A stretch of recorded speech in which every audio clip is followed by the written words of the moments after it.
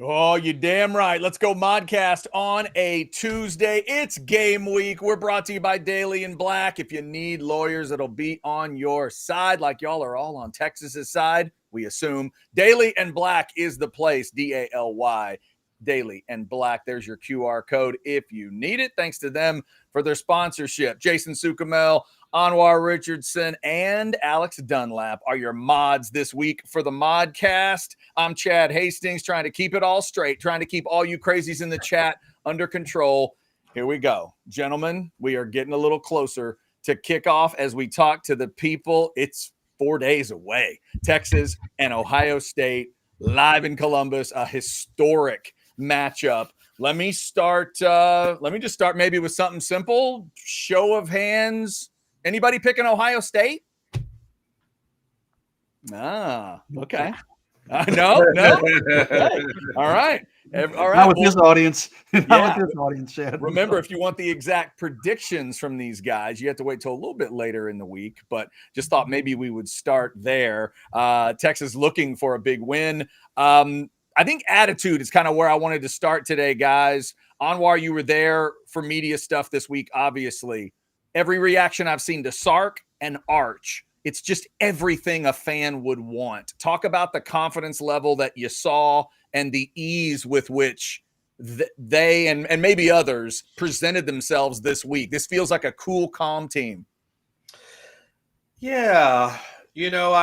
I guess I ended up asking the question that it ended up getting, viral yesterday, which was asking Arch about them having that X on the back. And he started talking about they need to change the narrative and have the scope on everybody else. And it was like, okay, got it. This is a team that this is not something that they go into as other teams may have done in the past and just kind of say, well, we're just hoping and that we can get whatever we can get out of this. I mean, I think this is a team that, first and foremost, if you just look at the numbers and just the pure numbers that are on this team, the majority of these players on this team don't know anything but winning at Texas. They don't. Most of these guys, you talk about the third-year guys who in this team, they know back-to-back semifinals, and winning a Big 12 championship as at one of their first years. If you talk about older guys, and it's crazy to say that Ethan Burke is an older guy, right? But you look at that guy, and all he knows is 8 wins, back-to-back, SEC, and back-to-back semifinals of Big 12. So most of the overwhelming majority of people on this roster only know wins. There's only one guy on this roster that knows anything about losing, and that's Michael Taft. Everybody else only knows winning. That's just it. So when they talk about this game and they talk about going on the road, it's the moment's not too big for them because for their perspective, this is just kind of what they do. This is what they compete for. They know about Bama. They know about Michigan on the road. And so they don't look at this where we would look at this several years ago and said, oh my God, like, woo, they look at it and say, yeah, we got to go in there and beat Ohio State, and we feel like we've done a good job to prepare ourselves. And Anwar, you have to remember too about Michael Taft. He is a state champion, Westlake Chaparral. Oh, and so it's it's only been a very brief period in his whole career. One year of his life, Alex. Right? Probably when he played at what's the Chaparral? What's the youth system that they go up through? What's that called? Little Shaps. Oh, there it is. So he's probably went one there, middle school, high school. So 1 year is probably out of his whole career. Yeah. Jason, I think it's appropriate that Alex is on the bottom part of the screen today because it's getting thick down there. It's getting real thick. We might need to get a drain. He was saying Ethan Burke, and I was thinking, yeah, Ethan Burke won in high school too. So Alex, were you part of the Little Chaps, by the way? I was actually a whole other story. I was actually too heavy to play on Little Shaps. I kind of grew up. I was a fast grower, and so you had to be under 120 pounds to be on it. So I had to play for this. I had to play for the one in Austin called the Austin Corsairs. So no, I was not on Little Shap. Weighed out of them. Yeah. Too bulky. We got to see pictures of chunky Alex. I'm dying to see this. Too bulky, too fast. That's what happened with Alex Dunlap. But yeah, just it's a lot of great confidence. Jason, the other thing I like about this team as they go into it, the reason that I structured the show as the Hunters. Texas does get to be the Hunters. I know they're the number one team in the country, but they are not the favorite in this game. And deep down, we all understand, based on the last national champ and a team that also won back-to-back national champs recently, they're always going to be the brand. We know that. But now they got to prove that they're also the best team. There's still things out there for them to shoot at, and Ohio State's the first thing. Yeah, Texas is the hunt. I almost feel like both teams are the Hunters in this one, weirdly, right? And there aren't many games where Texas gets to be the Hunters, right? Right. I mean, yeah. Almar's question is right. Texas always has the mark on their back. But hey, you're going to Ohio State on the road playing the defending national champs as a slight underdog. Yeah, you're the Hunter. But I think Ohio State probably is on their side of the coin saying, hey, the number one team in the country, we're getting disrespected. They're looking to take down number one. So I think both sides probably use that as ammunition. But yeah, it's a rare occasion that Texas gets to kind of go in with that mindset. But, this is a well-tested and well-traveled team. It was 11 wins in a row on the road, right? So, you got a new quarterback. I get it. But, there might be some things you have to work through there. But I think this team just as a whole collectively has they kind of like that mindset. Sark said it on Monday. He goes, man, I like people tell me how bad I suck on the road. I think this team kind of takes that mindset. So yeah, I think they'll be fine. I don't think going on the road is a huge issue. Now the issue is you're playing a damn good football team on the road. So if Texas doesn't come out on top of this game, I don't think it's necessarily because it's going to be a road game. I think it's more that Ohio State just played a better brand of football on Saturday. But as you said earlier, hey, none of us raised our hands when if we're picking Ohio State to win. So I think Texas will be ready. I think they'll be ready for that road mindset, being the Hunters. I think they can use that to their advantage, and I think it'll work out for them. Jason, you said he likes how much people say he sucks. Do you think he likes those red zone questions? Yeah, he was ready for that one, wasn't he? He's like, damn it, Kurt Bowles, I know what the hell you're going to ask me. Anwar, I enjoyed that moment as a stat geek. I really enjoyed Sark lighting up and presenting that stat, and then everyone's kind of like, all right, what do we do now that he just had that stat? That was an interesting moment, and from 50% to 64% in terms of the red zone. If it could get a little better than that, then that's the difference between where they've been and a national title. It's that simple. Alex, didn't he say touchdowns though, or did he say red zone? He said touchdowns. He said red area. Red area, okay. Touchdown percentage in the red area went from 50% 2 years ago to 62% last year. Yeah, so now you'd like to get that to, obviously, I mean, you love it at 100, but I think if you get that one to like 70, if I could pencil that in right now, that probably gets them the title, doesn't it? Alex, 70% touchdowns in the red zone? Yeah, 7 out of every 10? Yeah, especially if you got a kicker especially if you, for that 30%, you got a kicker who you can trust to make them. Yeah, that's true.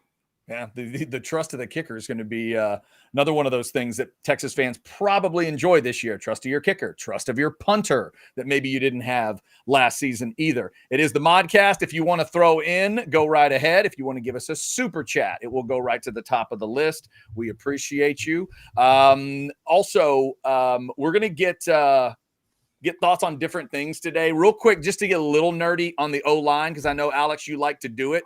I wanted to get your reaction to something I read about this week. So I'm going through the start press conference, and he was asked about backup O-line, and Connor Stroh is the first name out of his mouth.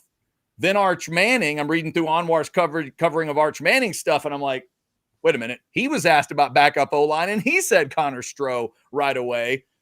And I saw you react to it a little bit in a column you wrote. Just give me your thoughts on – maybe that matters, maybe it doesn't. But both of those guys, to mention Stroh, give me your thoughts on this backup O-line situation going into Columbus. Well, I was going to talk yesterday about it on our 6:00 show, and it was just me yesterday. I figured I could just bang that thing out in 8 or 10 minutes, and like 17 minutes later, I'm still talking about it. I mean, There we go. can't believe I have all these thoughts about a backup offensive guard that has not played. Connor Stroh hadn't played an offensive snap at Texas. Now I don't know if he's played I think I might have seen him out there maybe on is he on the field goal team?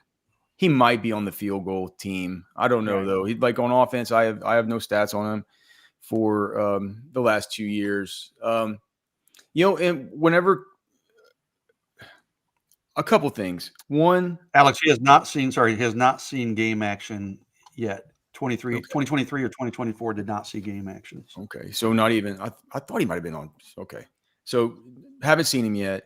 And then we heard Stroh mentioned at the availability, Sark's availability. I forgot if it was last week or the week before, talking about how he was coming along and he liked him. And then whenever Chip Brown asked him yesterday about some of these, what's going on with some of these backup linemen or whatever, and he basically said one at the center, one at the guard, one at tackle. But the first one he mentioned was Connor Stroh.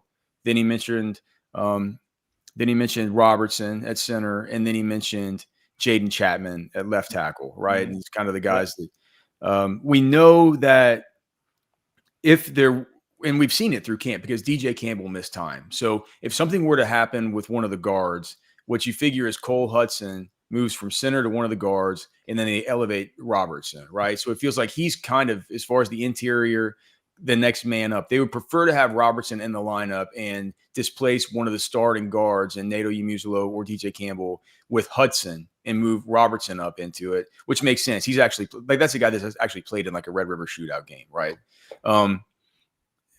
But the fact that he mentioned Stroh first off, and then I just don't know if Arch maybe watched that press conference with Sark. I know sometimes Anwar, do the players still kind of come in there during the end of the press conference and stand in the back? Yeah, we were in a different place yesterday. Oh, you're in the Hall of Fame. Yeah, we had Hall of Fame, and so it was in a different area, but we did have that pretty immediately. But were the players like? I just wonder if Arch heard Sark's answer to the question. No. The setup was different. The setup is more of like on the corner for Sark, and then we went to like a far end. Okay, like an Arch was somewhere way over there. Yeah, it got me thinking, guys, about like sometimes we've heard where a head coach will say something and then one of the key players will like use a phrase that he used, and you're like, oh, okay, well that really hit home. And that was my thought. Like, Jason, when I heard both of those guys say Stroh first, I'm like, okay. I could chalk that up to, you're trying to implant the idea and it working. But then I was like, we're talking about backup O-line of all. Well, but it's also, man, it's a lack of it could look, there's two ways you could look at it. It's probably somewhere in the middle, right? It could be the Connor Stroh who comes in, what is he, 6'7", 348 or something? Like he's a monster. 341, yeah. That's him slimmed down to 341, yeah. Just a monster. He comes in, looks like, whenever he came in, he had bad feet, bad balance, bad coordination. The tape wasn't very good, but he was this giant guy. And I said at the time, I'm like, dude, if Flood wants him, I don't care. If Flood thinks he can develop this guy, it's like, what does my eval even mean? If Kyle Flood has showed us his eval here and he wants to give this guy a scholarship offer, I'd always been of the thought that he would be a slow development guy. I would have figured that maybe he would not even be ready for prime time by this year. And I think by what the staff's shown, maybe he's not ready for prime time just yet because they don't want to get him in there as the pure backup to DJ Campbell whenever TJ Campbell misses practice. With that said, I mean, whenever you take a guy like that, and we said at the beginning, it's probably going to be boom bust, whether or not he develops, like we'll just have to see. Well, obviously, if he's getting first name out from Coach Sark, and it's surprising to me, right? It's probably first name out from March Manning. Obviously, he's looking pretty good in practice, and that he's looking pretty good in practice just with his size, his bulk, the way that the one thing that he could do is he gets his hands on you, he can move bodies. Right? Yeah, he's doing really well at practice. What? Read my scrimmage notes, dude. I had it in there, like the second scrimmage. Yeah. I had an offensive line observer said, hey, Connor Stroh looked really good. He said he looked way better than Nato did in that second scrimmage, which was probably the biggest scrimmage. So this isn't something that just happened this week. And yeah, so having good fall camps. And I think on the other side of the coin, though, it's like it also tells you something about the depth that they have with the offensive guards, right? With the interior offensive, with the offensive line in general, man. This next class, with Jason, I've talked about this before, but this is not the class whenever you have these quarterbacks in the pipe that you do, and KJ Lacey's looked impressive, and you have D. Abell coming in, and who knows, you're gonna have Arch for another year. Like, I don't think this is a year where you're gonna go and you're gonna spend $1 million, $2 million on a quarterback. Just take that money, and it's time for them to have another 2022 style offensive line recruiting haul. Another Kelvin Banks, Cam Williams, Nato Yamuzulo, DJ Campbell, Yeah. and then I think there was was it Cole Hudson? Cole Hudson was in that group. Yep. Yeah, like, I mean, just and I might even be forgetting one, but just Connor Robertson in that group. I can't even keep up. Yeah, they need another haul like that, because whenever you're asking Sark or you're asking Arch about these backup offensive linemen, if you're talking about the twos, your choices are Nick Brooks, a true freshman who's had a couple of off-field run-ins that during the spring. You have Jaden Chapman, who is now backing up Trevor Gooseby. You have Nate Kibble, you have Connor Robertson, you have Connor Stroh. And so it's like, it's kind of like by process of elimination, you got to name one of those guys, because you're not going to be naming a guy like either the Coleman brothers who just got here, Daniel Cruz, who's a third teamer, Jackson Christian, who's a brand new freshman. It's like, it's kind of like, well, if you're asking me about backups, those are the backups who actually have some experience. So I'm going to have to just choose between them. And if Connor Stroh's been the best, then that's that. So I don't know. It's like 6 of one, half dozen of another. I'll just take it to mean, I think that we're probably best off just taking it to mean that it is what it has been, and that Kyle Flood just develops these guys, and they just come out, and Christian Jones is one thing one year, and then Christian Jones comes out and he's just something entirely different the next year. The same thing with Trevor Gooseby, like from his first year to his second year, he looked like a different guy.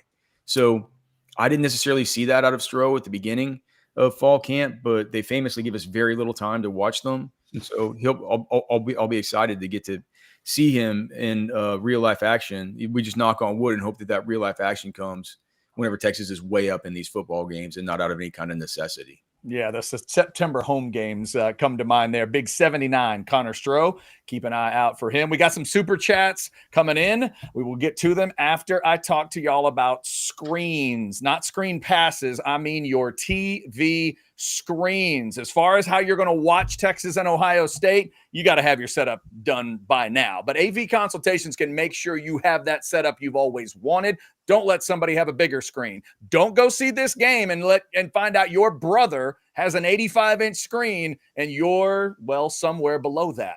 AV Consultations is the one that can get you set up the way you need to be. 255-8678 or go to avconsultations.com. They've been doing it since 1988, and they can absolutely help you get set up. Now, if you want to watch the game and you want to come out and hang out with other folks who might be rooting for the Longhorns and watch on a big-ass screen, we recommend a big-ass screen at TCH Social Austin. It's up on 183 right by the aquarium. It's a monster. It's an 8x4 screen, and each of those screens is 55 inches. It's insane. You've seen us show it to you before. It's unbelievable. They've got specials like the $8 for 10 wings special, like $5 for all their beers special.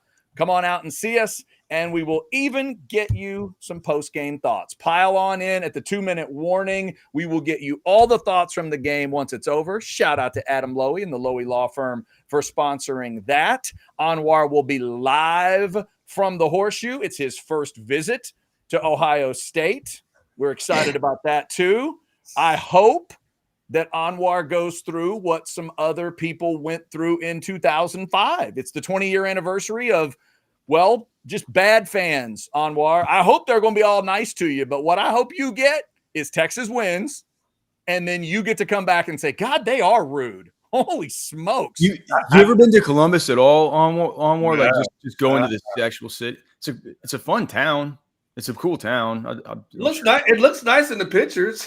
I mean, and the pictures look pretty cool. Everything I'm seeing of it looks like a cool city. You know, they're pretty passionate.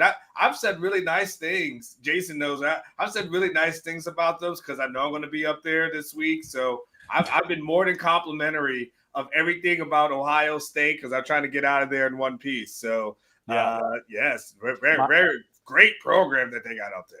My advice to you, Anwar, is if Texas wins, literally stay in that press box as long as they'll physically let you do it. Stay in the stadium as long as they'll physically let you do it. Let those people clear out. Yeah, well, there may be some Texas fans that might have to fight their way out of that crowd, but hopefully I'm not amongst them. Exactly. All right, let's grab some super chats here. Tracy, we'll go big money first. $10. Thank you so much. What are your thoughts on Texas having an edge over Ohio State due to Coach Clark, former Ohio State coach, who's now on the Texas coaching staff? If Texas wins the coin toss, what should they do? Two things there, I guess. Jason, you and I have talked about Alan Clark plenty on the recruiting show. He's gotten discussed on multiple. I know we discussed him on at least one modcast. You think it's a big deal on Saturday? Not really. He probably knows maybe some weaknesses of, maybe the offensive tackles that they can try to exploit, but I don't think it's going to be, any game-changing advantage by having a former Ohio State coach on the Texas sideline. I mean, Alan Clark, he's a good coach, good recruiter. That's where he's going to, long-term make his impact. I don't think it's going to be specifically on Saturday so much. But he might know some tips and hey, this tackle has a tell if it's going to be maybe he knows something but I'm sure Ohio State's aware of, what's going on there too. So they'll probably try to counteract any intelligence Coach Clark has. Ryan Day's smart enough. He'll counteract that and he'll be ready. You think they'll change the playbook is what you're saying, Jason? You don't think they have the same signals as last year? Yeah, it's going to be a weird one. Alex, you and Cody, got that comment from Tui Moloau about what he thought of the move. And it's just all that, there's a lot of folks in Columbus that thought a lot of him and that he was a big deal. I'm not sure if it's a big deal on Saturday, but I don't know. I mean, you got a guy like Hero Kanu playing on the defensive line. And I know he's technically the edge coach, not the D tackle coach, but still, that I wonder if there is any impact there. What do you think? Well, as far as state secrets and Alan Clark with a briefcase full of material, I'm not sure about that, but I do think that the story of the game, and I think that where Texas holds its biggest edge is off the edge. I think just when I look at the matchups and you examine what I think that Ohio State's going to put the new Texas, transfer defensive tackles, including Hero Kanu, but certainly, the Cole Brevards, the Travis Shaws, the Murad Watsons, Alex January, these guys. I think that interior of their offensive line feels like the group with the most continuity and the group that's sort of been around there longer. Whereas the tackles, they had to bring in a transfer. These guys are less experienced. They're less comfortable with the offensive tackles. And I say to myself, I'm like, all right, well, those are the guys that are going to be going against the Colin Simmonses and the Trey Moores that you walk and the Anthony Hills that you walk up on the line of scrimmage, and on the other side, the Ethan Burks and the Lance Jacksons and the Justice Terrys and these specialized NASCAR packages. It's really hard to be on an island against a guy like Colin Simmons, and I think that just the fact that that's an edge to begin with, when you have Alan Clark, who's like, well, look, man, I know with this guy, it's like, like Jason said, I know when he gets to his, like when he's getting into the third step of his drop, sometimes he'll get his hip to the sidelines. If he gets his hip to the sidelines, we need you to rip through the right part of his armpit. Like there could be little things like that, but I think that the main edge is like Alan Clark's a really good coach. I think that probably around the margins of the little things about just playing a game in the shoe, he'll probably be able to tell these guys about. And, but I think this game is I think that the edge, just like it did in the game last year when it went against Texas, I think that there are going to be some massive plays that Texas has coming off the edge against that young quarterback, especially if they're disguising what they want to do on the back end, which I really think they're going to do, because I don't know if at the nickel corner spot they're going to trust Grayson Littleton to go out there as a true freshman. right? And so if that's the case, if you do have Jelani McDonald, Michael Taft, Derek Williams back there, Julian Saints head is going to be in a blender saying, like, well, all right, is this three safeties here? Like, where's the robber? Who's who? There could be some disguised stuff on the back end. You add in the element of just, the ears completely pinned back, and what I see is a little bit of a mismatch off the edge. I think that's going to be the story of the game, but I don't necessarily think it has to do with Alan Clark bringing in any top secret info. Onward to the second part of this thing. Any ideas on a coin toss decision for you in this one? What do you mean by coin toss? You mean to start the game, or you mean the last part? If Texas wins the coin toss, what should they do? You have a thought? Oh, yeah. I'm sorry. I was listening to Alex. I was ready to respond to what he said. If Texas wins the coin toss, what should they do?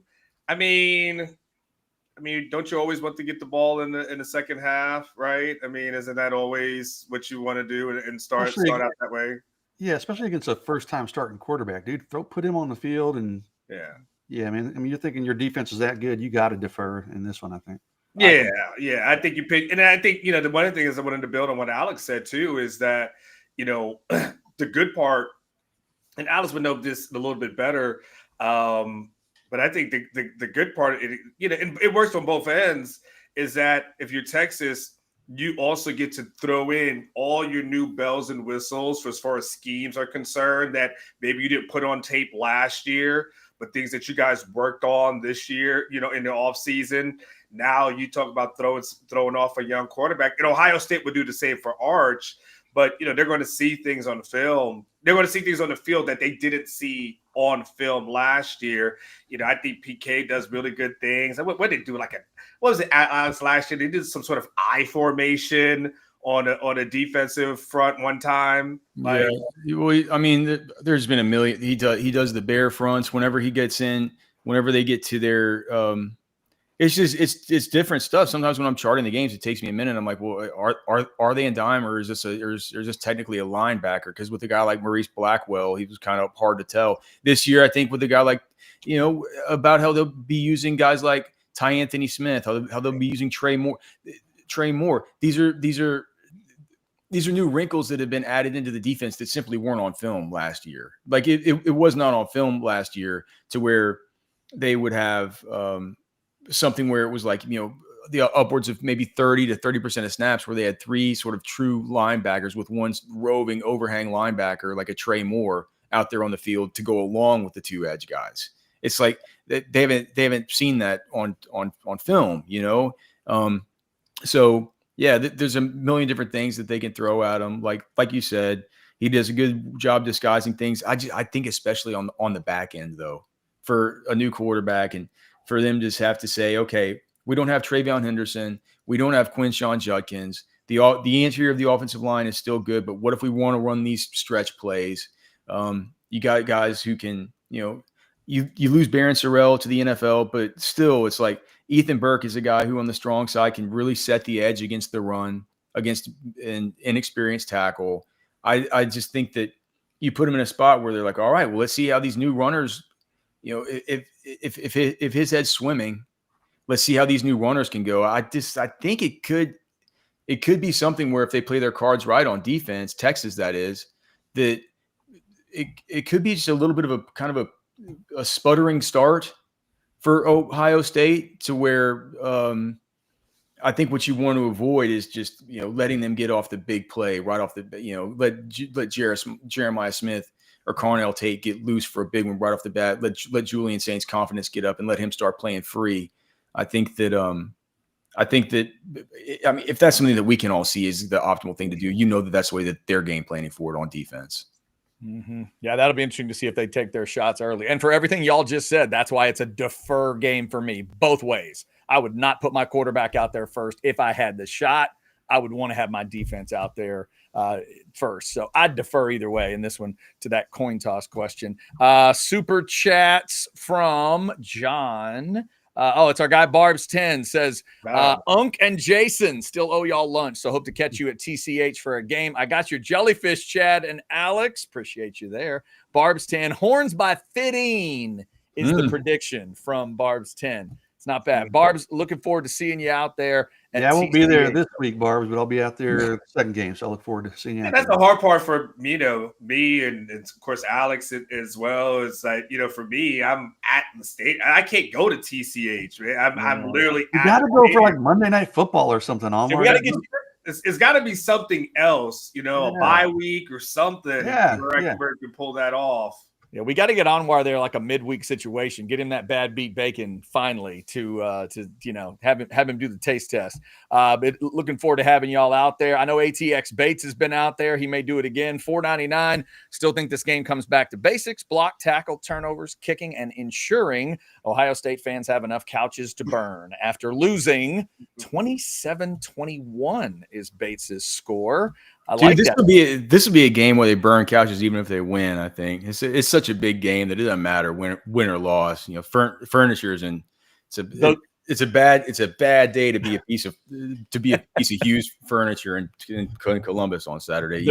It's a huge game, obviously, but like Sark said it on Monday, it's like it's 1 week one non-conference game. I mean, this game is not going to change probably the course of either team's season. I mean, maybe the team who wins, but it's not a catastrophic loss for either team by any means. I don't know. I don't think we'll see burning couches. But. Yeah, I don't know. When the fans, you're talking about a coaches and player perspective versus a fan perspective. Now it's been a while, Jason. There's been a lot of it's been a long 8 months, dude. That like from what I'm hearing, there's a lot of pin up demand for burning couches.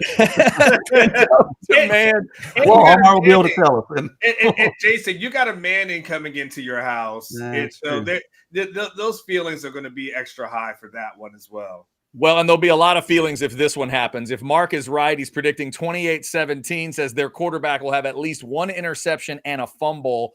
Do you guys feel like, I mean, we've already stated all of us are picking Texas, I think, ultimately to win this game. But do you guys feel a sloppy Julian Sayin is a part of that? Like, when you're thinking of the game, Anwar, are you thinking of it as Texas is definitely going to be able to create a couple turnovers in this kid's first start? I mean, I could have, it's saying he throws an interception is not anything that I would think is like wild, right? I mean, you expect something like that, and it'll be interesting to see what the play calling is. But I can't imagine. You got to imagine any of the throws that they have. And they probably don't want too much on that middle of the field. They probably want some safe throws that it's either your receiver or the sideline and nothing else. Fumbles. Yeah, I mean, you got Colin Simmons coming at some point. You got Ethan Burke that's coming at some point. You got those defensive linemen that are coming up the middle. So, it's out. It's really where initially when I heard was reading Mark's statement, I was like, that's a lot. But then when I think about it, it's not really. He's not stretching himself out to say that Texas could create 2 turnovers in this game. I don't, that should be the expectation. And hell, I don't know if Texas wins if they don't create at least 2 turnovers.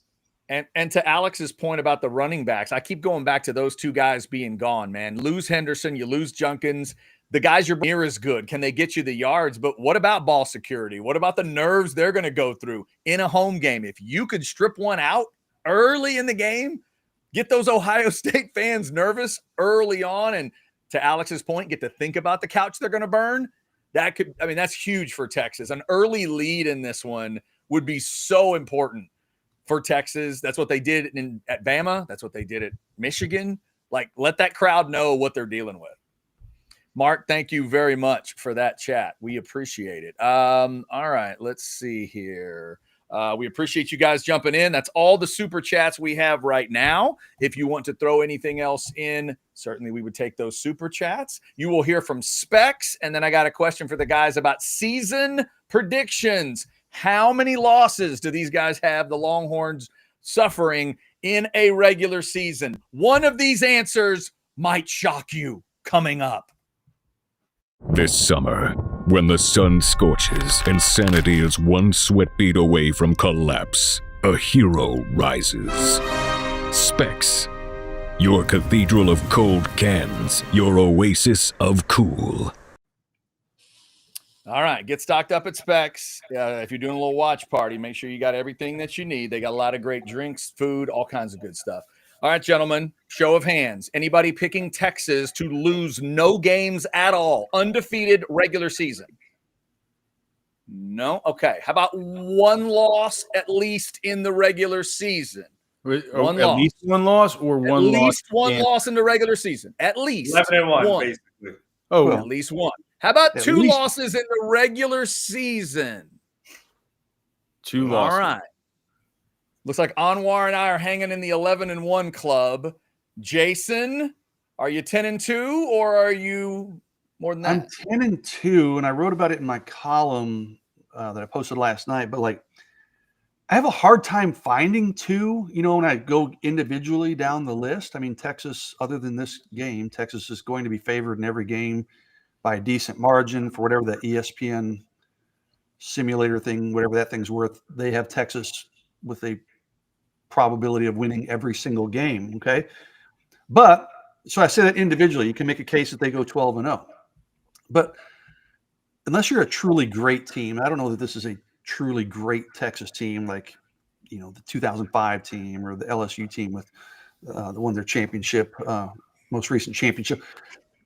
You're going to have off days. We've seen it before. We've seen Georgia struggle last year, and I mean, Ohio State got thumped by Michigan at home last year. So I just have a feeling Texas is going to drop one game to maybe a Georgia, maybe an Ohio State, and there's going to be 1 week where things just don't click. And I said maybe at Florida. That seems like a decent trap game right before they play. It's on the road right before they play Oklahoma. So I'm predicting 2 losses, Chad, just because I'm kind of playing the odds that they're going to have an off week somewhere and lose a game they probably shouldn't, because that seems to happen with most teams over the course of a season.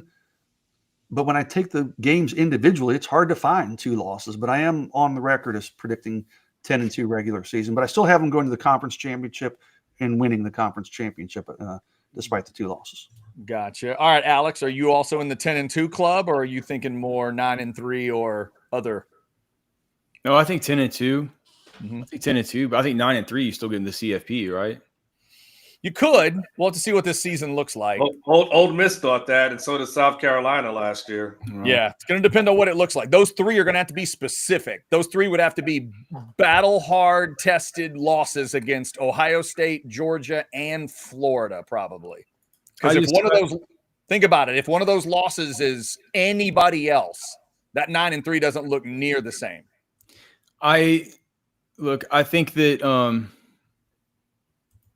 whenever I think about this team and I think about this schedule, and I just think about what I remember from the SEC. This obviously it was my first year covering this team in the SEC last year, and just thinking, man, it's not like every single one of these games feels like you get a little bit nervous that you could just find yourself just in a complete street fight. You know, I don't know where these 2 losses are going to come. I figure one would probably be if maybe Ohio State. Maybe like it's kind of hard to chalk up a Texas win against Georgia right now, right? You got to go to Florida. You know, if Lagway stays healthy the whole time, that becomes, that's just a different team than they played last year. So, and then who knows? I think that there's the whole no one's going to hear it, but there is the thing to consider with OU. And what if like John Mateer and Ben Arbuckle are really good and they could stub their toe versus OU? Like there's some spots that are tricky, man. So I think that 2 losses is, dude, A&M's got a bunch of really good draftable players, man. I think getting out of that thing with 2 losses and getting to go to the SEC championship, you can still have a great season to where you can win an SEC championship and get a first round bye and go on to win the national championship as a 2-loss team. But I feel like it's a tough ask, man, with these schedules. I was putting together my SEC power rankings to send to Catch, and I just got to looking, and I'm like looking down to like team number 10 or team number 11 and stuff, and I forgot who it was, but it was like Missouri and Tennessee, and it was 2 teams that Texas wasn't even playing. I'm like, this is 10 and 11, and the other ones I kind of have ahead of, you know what I mean? The ones I have ahead of them are tougher, and even those are teams. It's like those are teams with 5-star players, man, good players, good coaches.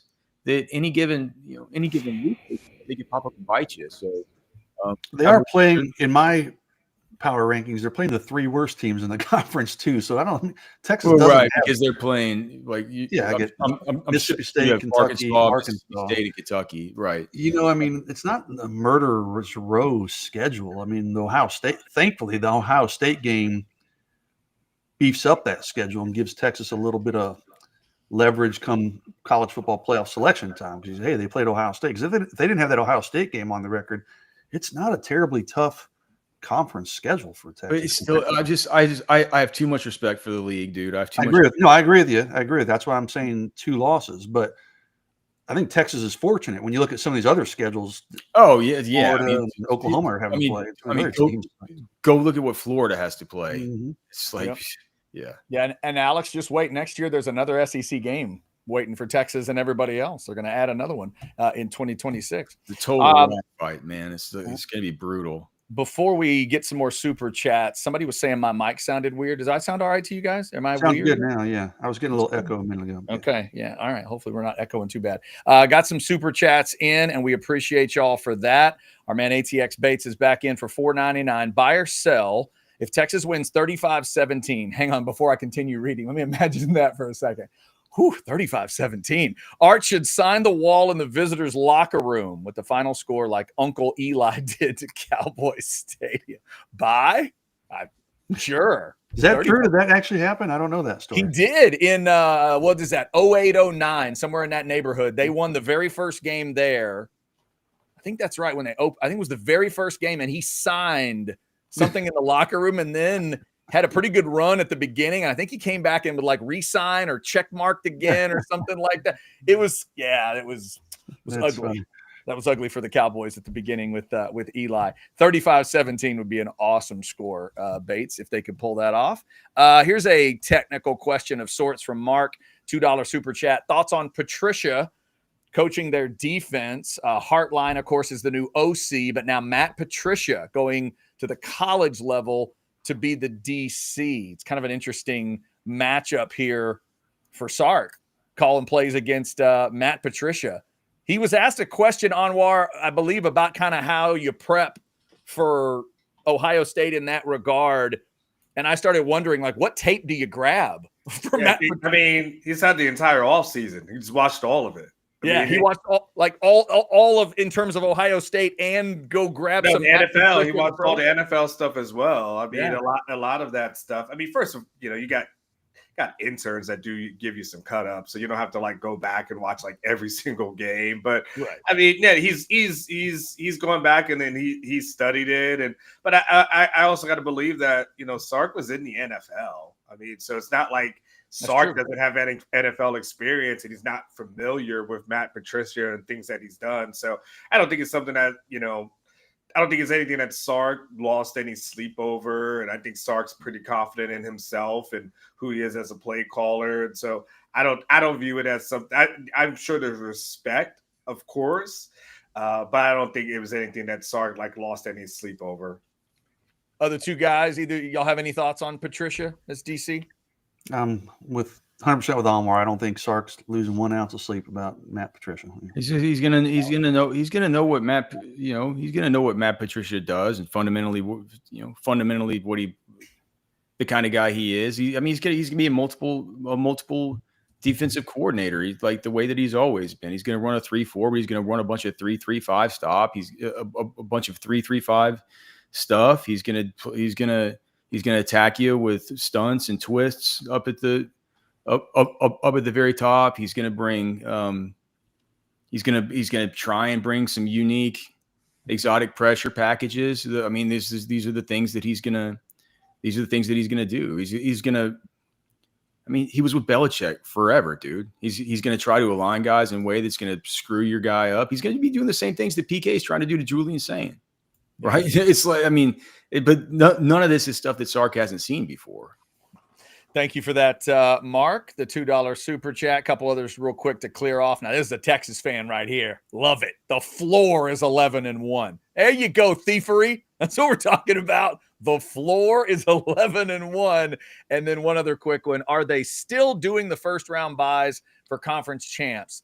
No, that's not technically what it is. It's a buy for the first 4 seeds. Yes, they will be Which- conference champions, but it's which just will the first surely one. include at least 2 conference champs. Yeah, Of I mean, the Big Ten and the SEC. that's true. I guess that's a great point, Al. It doesn't have to be conference champs. Maybe but the top 4 will still get a bye. Yes, and then you'll have the hosted games in the first round. Chad, I think that there's a high chance that the loser of the SEC championship gets a first round bye. I agree. Yeah, because you could go from instead of being the first seed, you'll be the 3 seed. Yeah, the 3 or 4. Yeah. Yeah, I think that's perfectly reasonable. I'm really looking forward to this one this season, fellas, because they are going to be more fair to those high seeds. We talked about it last year. Texas took advantage of the weird seeding because their path felt a little easier than even a 1 or 2 seed. Right. The Georgia and Oklahoma, the Georgia and Oregon fans were the ones that were like, wait, what?